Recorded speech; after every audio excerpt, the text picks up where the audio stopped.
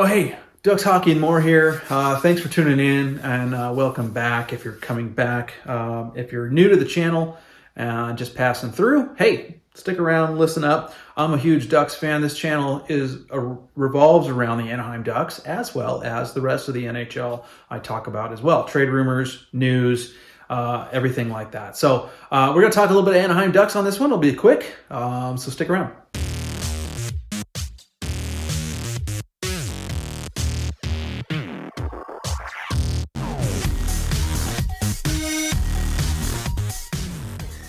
Okay, so hey, let's just jump right into it. Anaheim Ducks. Let's look. They just won their last game. Today's Wednesday, by the way. Okay, it's Wednesday. The Ducks played the Arizona Coyotes last night. Now, the Ducks seem to do okay against the bottom of the NHL. They're down there too. And they tend to play a little bit better, obviously, against the teams that aren't so great. But that being said, I've said this before in previous videos, that any team in the NHL can beat any team. Okay, I don't care how crappy you are. The Anaheim Ducks, being as crappy as they are, can beat a team like the Boston Bruins or the Toronto Maple Leafs. You know, it just depends on the night and how things are going. You know, bounces going your way. There's a lot of factors that go into it. But in this case, last night, Arizona, we were at Mullet Arena in Arizona, and going into it, I was like, Arizona's beat some really good teams in that arena. They've been competitive. Now lately they've been downward spiraling compared to where they started this year. They didn't start really high, but they were competitive.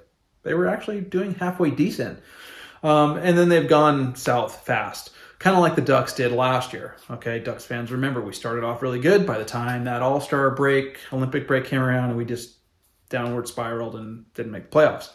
I just wanted to really get into the fact that, they played a good game. They won 5-2. It was a good game for the Anaheim Ducks. I liked a lot of what I saw. So, when you look ahead and you look at the future, take Dallas Eakins out of the equation, because I hate that guy. Fire Dallas Eakins, please. Get rid of him. Stop the bleeding, I like to say. But you take him out of the equation, you look at, obviously there are some pieces that are going to be gone. Okay, just like last year, we're going to be seeing a lot of new faces and a lot of pieces are leaving, okay, before this trade deadline comes around, and probably in the offseason as well. So the Anaheim Ducks and the way they look now is not the way they're going to look next season. You know what I mean? So last year, we brought in Vetrano, we brought in Strome, Kulikov. Okay, so, a little bit different look to the team, right? So, and it's not working at all. And Dallas Eakins sucks, so he won't be back. And so there's a lot of players that are going to be moved. But when you look at the current team, okay, and I'll get into that towards the end here when I'm done talking about this, but the current team, okay, there are moments when this team actually looks like they're gelling and they're communicating and they're playing with some more structure and they're supporting each other out there. Last night was one of those games where, yes, it was the Arizona Coyotes, and yes, the Coyotes didn't look so good last night at all. So that helped the Ducks big time get the win. They just didn't look good. I was really surprised because, like I said before, Arizona's had some pretty decent wins in that arena against the likes of Toronto, Boston, Avalanche, so some good teams have lost going in there. And so I kind of was a little skeptical for the Anaheim Ducks, thinking, we suck pretty bad. I bet Arizona beats up on us. But it was nice to see that the Ducks beat up on them. We jumped all over them, and then it was 4-0 at one point. And we kind of started to fall apart late in the third, but got an empty netter and ended up being 5-2. So it was a good, solid game. It was almost, except for that last, I would say, the last half of the third period where Arizona started to make their push, finally. Now, if Arizona had played like they did in the last 10 minutes of that game, it would have probably been a completely different game, a different outcome. But thankfully, they were having a bad night. Ducks jumped all over them and took advantage of it. Ducks had a lot of shots on goal. I love to see that. They did allow a lot again, but Stolarz played very well. So it was a good game. It really was. Terry looked amazing last night.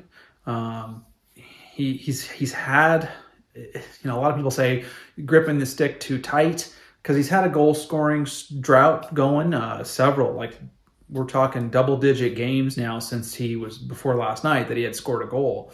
He's had assists, so he's been involved in the play and making plays and generating, scoring opportunities and that kind of thing. So that's always good because when you're not scoring goals, at least you're still trucking along and making plays and doing what you can to still get those goals in the net, whether it be you or somebody else, right? But he finally broke through and got a goal. It's been a while for Troy Terry. Gripping the stick tight, I don't know if that's what it's been or if it's just been what I think it's been. It's been a little bit of that. Plus, it's been teams know that Troy Terry is good. And they know that if they give them any space, if they give him space, he's going to dangle around you and shoot and score. Okay? They've watched him. They've seen it now for a couple of years. Troy Terry is good, right? He's finally come around. The problem now is Troy Terry's going to have to figure out, and the team or the players and the line he plays with have to figure out to get him some open ice, and he's going to have to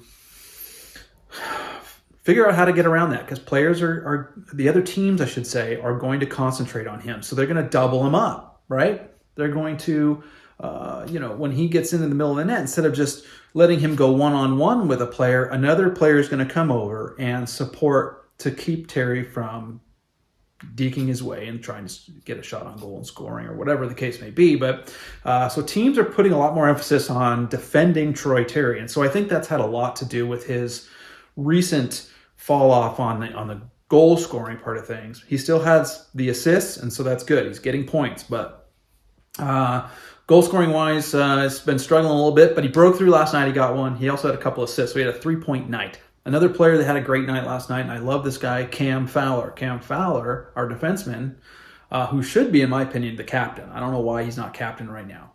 But I think, I've said it before, Mason McTavish, to me, is our future captain.